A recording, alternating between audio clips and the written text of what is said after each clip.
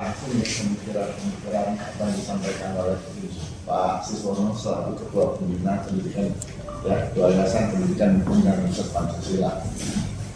Bapak-bapak sudah tahu persis beliau adalah pembina kita dan tadi akan disampaikan oleh beliau. Silakan kalau ada yang ingin disampaikan. Ini ada temanya gerak dan nalar konstitusi. Apakah ada masalah apa dengan konstitusi kita ini? Apakah tidak nalar atau tidak sesuai nalar atau mulai bergeser dari nalar atau bagaimana?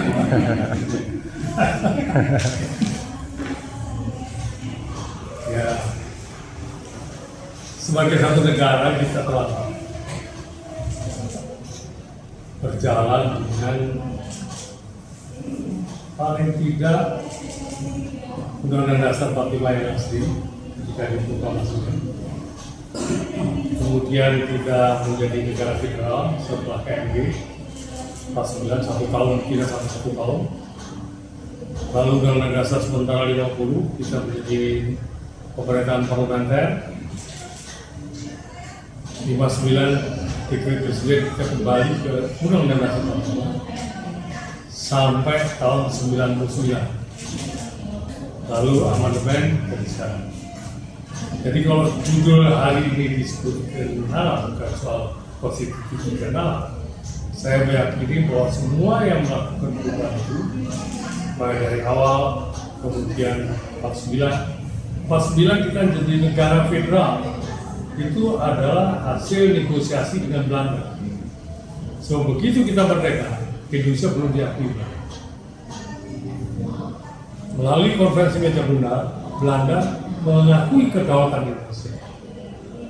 Harganya tidak murah. Sebab dengan pengakuan dari Belanda itu, negara-negara pemenang Perang Dunia Kedua semuanya mengakui. Tetapi kita diminta menjadi negara federal. Lalu ada 7 negara bagian di Indonesia. Republik Indonesia, ibu kota di Jogja, negara Jawa Timur, negara Madura, negara Indonesia Timur, negara Sumatera Utara, negara Sumatera Selatan, negara Pasundan. Lalu 17 Agustus 1950, Bung Karno menyatakan bubar negara Republik Indonesia Serikat. Kita kembali negara kesatuan. Jadi umurnya tidak sampai 1 tahun. Tetapi kita memakai Undang-Undang Dasar sementara yang bersifat parlementer. Saya yakin semua pejuang-pejuang yang menyusun undang-undang ini mempunyai etikat yang baik untuk negara ini. Semua pasti juga mengutamakan tidak hanya nalar, tapi juga rasa, cita-cita yang agung. Dunia berubah terus. Apa yang baik 80 tahun yang lalu menjadi kurang sesuai dengan sekarang. Jadi kalau sekarang pun ada suara-suara, ada aktivis Joshua ingin kembali ke Undang-Undang Dasar 45, ada lagi saudara mengatakan supaya di Undang-Undang Dasar kita yang tidak ada ganti-ganti besar dalam negara, sekarang diadakan kembali. Ada lagi yang mengusulkan supaya tetap ada lembaga tertinggi negara yaitu MPR. Pemilihan presiden jangan langsung, tapi di MPR. Sebagai suatu negara demokrasi, semua gagasan itu sah-sah saja dan boleh-boleh saja.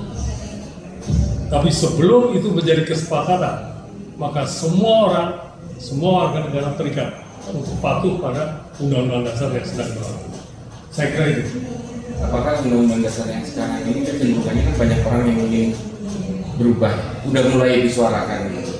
Apakah memang kalau menurut pandangan pribadi Bapak memang sudah kurang sesuai dengan perkembangan zaman atau memang sebaiknya kembali ke semula atau bagaimana menurut pandangan Bapak?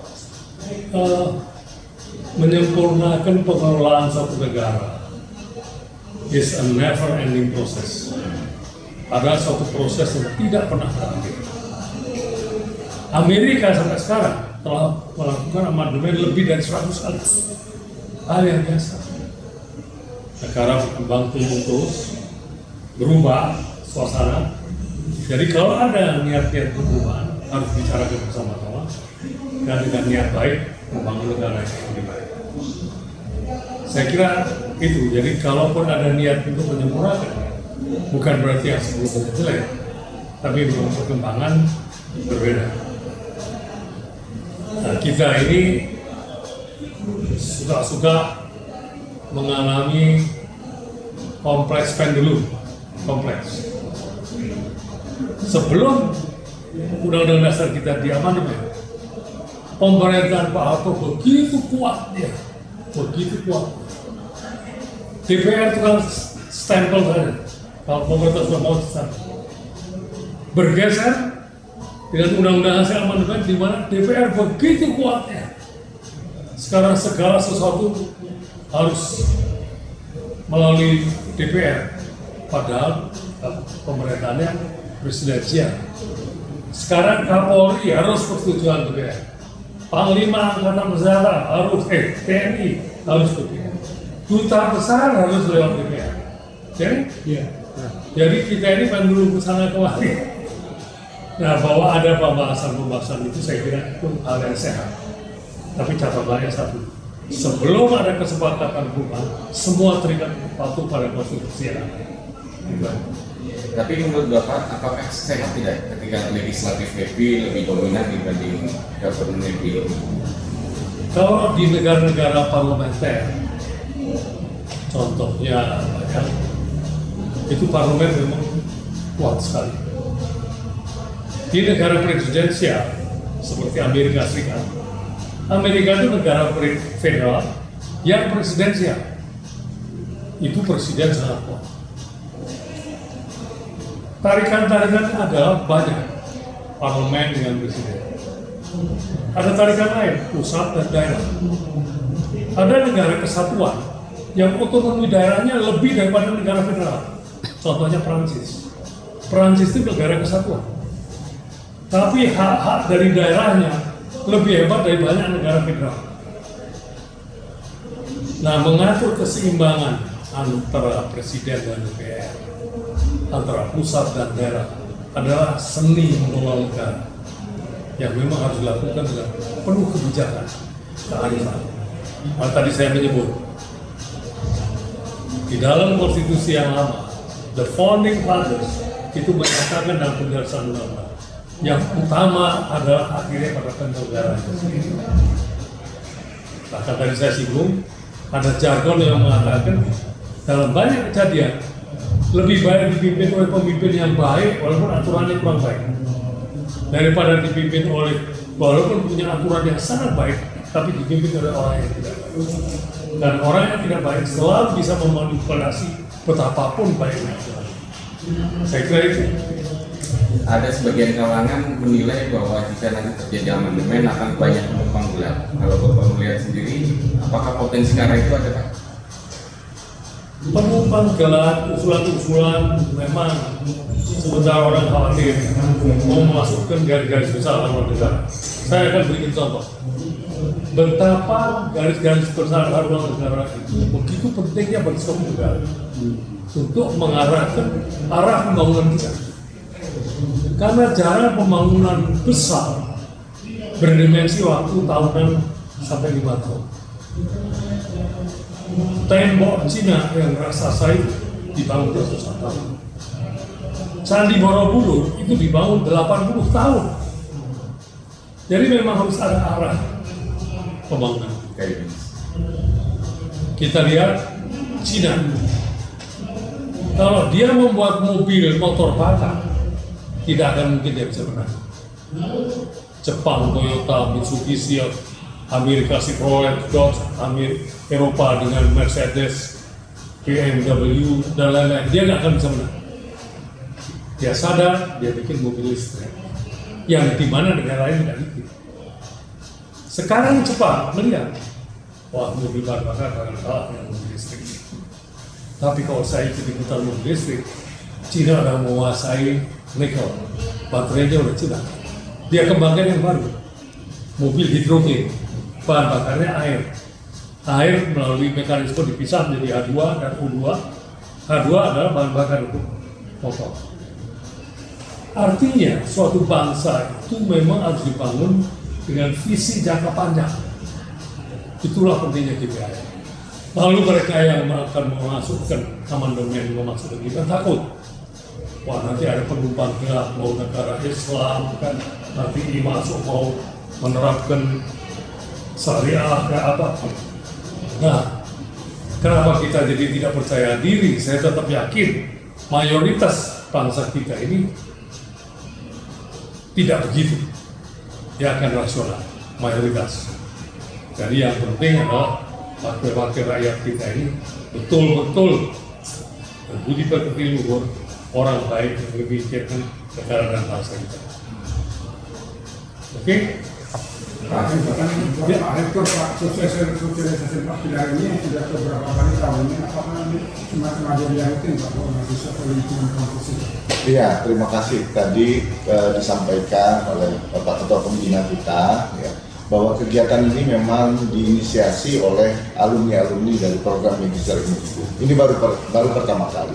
Dan Bapak Ketua Pembina kita mendukung kegiatan ini supaya terus kita melakukan kegiatan-kegiatan alumni-alumni yang memang sudah berkiprah di luar, nah memberikan masukan-masukan juga. Nah, kita punya narasumber tokoh bangsa kita, Pak Siswono, Ketua Pembina kita manfaatkan beliau memberikan masukan-masukan yang lebih besar untuk kepentingan bangsa ini, dan arahan dari Bapak Ketua Pembina tentu kepada alumni-alumni kita untuk terus memberikan masukan-masukan yang positif buat kegiatan-kegiatan kita di kampus.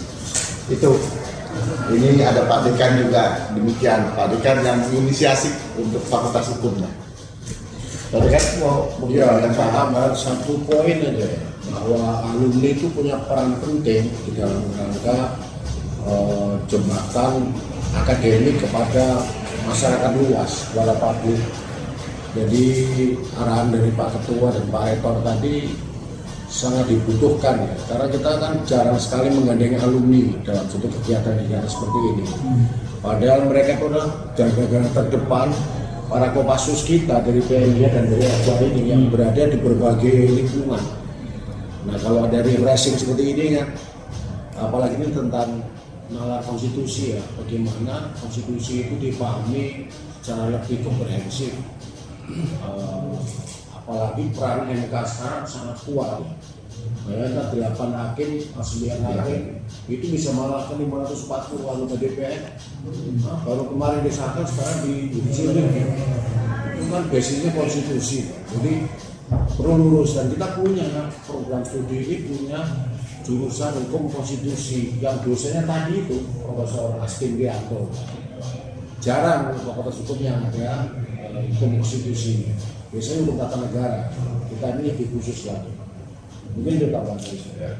Berarti artinya memang sudah ada mulai pergeseran konstitusi yang berlangsung di Indonesia ini Pak ya?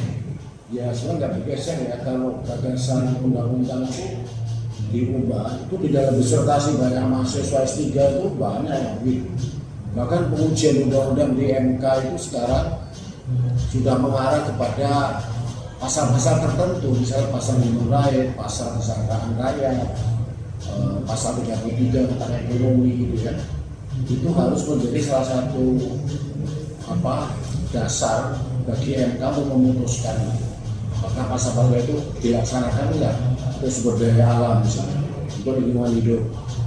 Jadi bukan undang-undangnya yang dipertanyakan, tapi konstitusi ini sebagai dasar negara harus menjadi pedoman bagi kita semua, dan FH ini salah satu yang pemrakarsa membangun pengertian hukum dasar bagi seluruh mahasiswa anak muda. Untuk langkah konkretnya apakah UP atau mungkin Fakultas Hukum akan membuat semacam mosi atau mungkin masukan khusus untuk menjadi kajian, bahan kajian terkait konstitusi kita? Ya, kita memang sudah memiliki pusat kajian konstitusi di Fakultas Hukum, yaitu memberikan beberapa masukan, baik langsung maupun tidak langsung. Kami kemarin juga untuk RUU TNI kami memberikan masukan, dan sekarang RUU KUHP itu besok Senin kita akan sampaikan secara tertulis dalam bentuk tanggapan terhadap GIM yang sekarang sedang masih Komisi 3.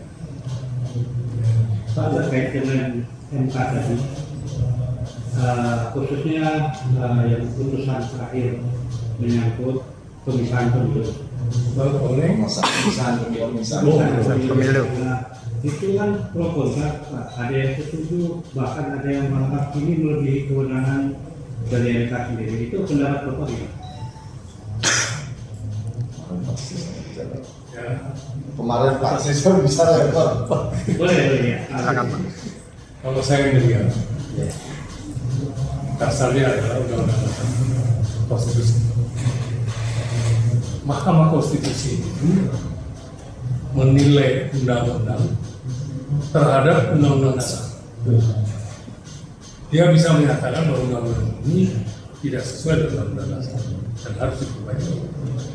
Dia negatif legislasi, dia hanya mengatakan ini boleh, ini tidak. Bukan membuat norma undang-undang.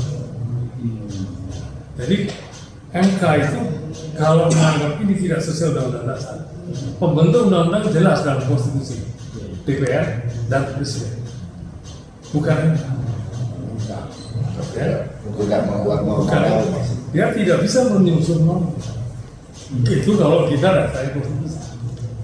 Tapi kemudian dikembangkan ini suatu kreativitas baru muncul. Bukan hanya ini, ada beberapa lagi yang lain. Sebelumnya di mana MK juga menyusun suatu norma. Padahal kalau kita teliti dengan baik, kata demi kata di konstitusi tidak. MK itu menilai undang-undang terhadap konstitusi. Kalau menyimpang, dilarang. Kalau harus diperbaiki, yang perbaiki pembentuk undang-undang, yaitu DPR dan DPR. Bukan MK terus membuat normanya. Berapa kita ya? Ya, ya. Atau lebih parah, lebih fatal? Ya, kita ini kan di perguruan tinggi ya. Jadi kita bukan partai politik untuk menyatakan suatu sikap politik. Kita ini perguruan tinggi yang mengkaji motivasi dan tadi pesannya Pak Ika dan Pak Rektor itu alumni kita di berbagai bidangnya sendiri melakukan pengabdian sesuai dengan ilmu yang kita bekali dan yang jadi hayati. Oke, Terakhir kali Pak terkait soal ada yang menganggap bahwa degradasi moral Indonesia ini sudah berubah atau ini terkait soal adanya upaya uyok-uyok misalnya. Kita terlepas dari benar dan tidaknya terkait soal tuntutan supaya pengadilan ijazah palsu Jokowi misalnya gitu. Itu gimana pandangan dari fraksi ini? saya pribadi ya, ini juga tidak kasih lagi. Ya, Saya melihat apa yang dilakukan oleh Roy Suryo dan kawan-kawan itu sudah mengganggu masyarakat.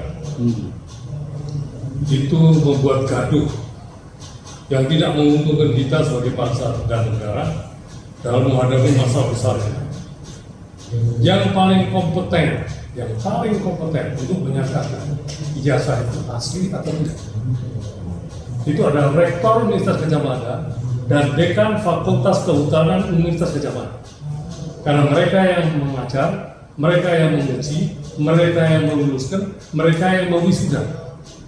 Dan Rektor UGM dan Dekan Fakultas Kehutanan UGM sudah menyatakan itu asli. Harusnya selesai. Tetapi ini jadi dipolitisir, menjadi gaduh yang tidak perlu. Ini menunjukkan kebodohan kita sendiri. Kita perlu dalam segala hal itu mendudukkan masalah atas dasar penjelasan pihak yang paling kompeten. Mau dibawa ke polisi, mau dibawa ke pengadilan, itu mau tanya Asia itu tiap tanya kan yang mengeluarkan. Nah, saya sendiri berani mengatakan begitu karena saya meyakini itu asli. Kenapa? Karena temannya Pak Jokowi yang satu angkatan sama-sama lulus kerja di perusahaan saya dan bilang dari tingkat satu sama-sama dia, ujiannya wisudanya pun sama-sama, dan dia sendiri tunjukkan foto-fotonya. Saya bilang ini namanya Suryo koruptor baru keluar dari kanan nggak bisa. Ya, karena dia bisa didengar, harus dipercaya dia koruptor.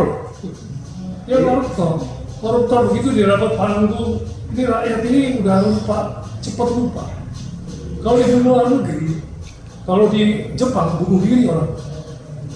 Kalau di Korea udah nggak dilihat masyarakat. Di Eropa orang ini udah kesepian.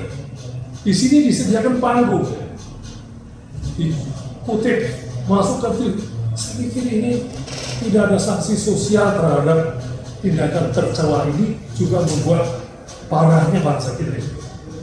Bapak melihat di sini ada mungkin ya, apakah Bapak melihat juga ada agenda setting atau gimana kekaitan untuk menghancurkan misalnya ini kredibilitas Pak Jokowi sendiri atau belum?